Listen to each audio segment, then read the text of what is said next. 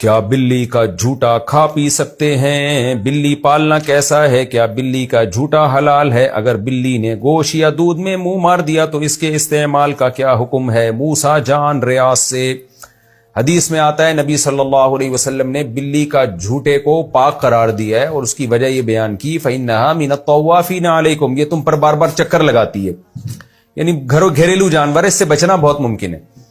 تو اس لیے فقہاء نے لکھا ہے کہ بلی کا جھوٹا پاک ہے، لیکن مکروہ بہرحال ہے۔ مکروہ اس لیے کہ درندوں کے جھوٹے ناپاک ہوتے ہیں، حرام جانوروں کا جھوٹا ناپاک ہوتا ہے، تو بلی بھی بہرحال ایک درندہ ہے۔ تو نبی نے جو گنجائش دی اس کی وجہ بتا دی کہ اس سے بچنا ممکن نہیں ہے، بہت مشکل ہے اس سے بچنا، بار بار گھروں میں آتی ہے، منہ لگا دیتی ہے کھانے پینے کی چیزوں کو۔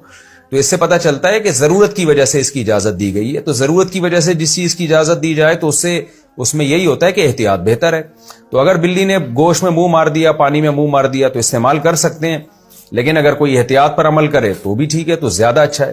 تو اب ایسا نہ ہو جائے کہ بلیوں کو اتنا لفٹ کرائیں جیسے انگریزوں نے کتوں کو لفٹ کرایا ہوا ہے، کہ وہ اس کا جھوٹا باقاعدہ پراپر کھاتے ہیں، پیتے ہیں، اس کے زبان لگاتے ہیں، اس کی زبان، کتا ان کے منہ میں زبان لگا رہا ہوتا ہے، اوٹ پٹانگ حرکتیں کر رہے ہوتے ہیں، اللہ تعالیٰ ان کو ہدایت دے۔